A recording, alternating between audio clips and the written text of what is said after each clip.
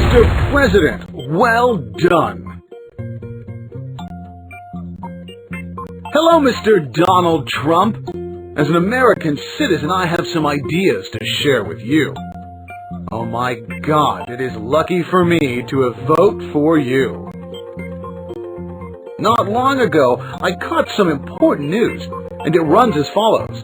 The new fiscal year budget from October 2018 cancels the appropriation for the so-called Tibet Fund, and won't provide funds to Newang Chofel Fellows. If this is true, okay, Mr. President, it is well done. Well, one of my friends who is doing factual analysis in New York comments on your doing this as, Trump has put the national interests in the first place. He won't sacrifice the interests of the United States for the benefit of the exile ethnic groups or other countries, even if only a little economic benefit. Tibetan regime in exile wants to solve the Tibet issue, pinned on Trump, and it is doomed to fail. Since Trump was elected president, the Dalai Lama and other leaders of the exile regime have lined up in turn to lobby the new American administration on different occasions. They want to curry favor of the new bigwigs and add the precarious Tibetan movement a trace of vitality. Oh yes, I was told that Pelosi specifically ran to meet the Dalai Lama and told him that the House will make efforts to stop Trump's decision of cutting the donation for Tibetans.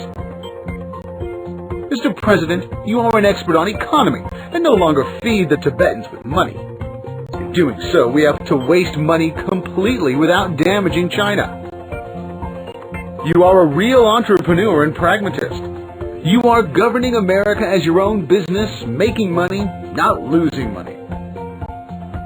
You are also fully aware that it is not advisable to have a face-to-face conflict with China on issues such as Tibet. The win-win cooperating with China is in the interests of the United States. This is not what you, a businessman, a smart statesman, should do. You are very wise. Mr. President, if I remember correctly, you once said this. We have to save money. Many people in the United States are still starving. Many elderly people without pensions, unemployed veterans did not get compensation to ensure their lives. Yes, taxpayers' money should be spent on the right place. Besides, I want to say, Americans cannot let a great deal of refugees pouring into America only by supporting Tibetans. In doing so, my God, we will have unemployment, economic downturn, social unrest, and so on.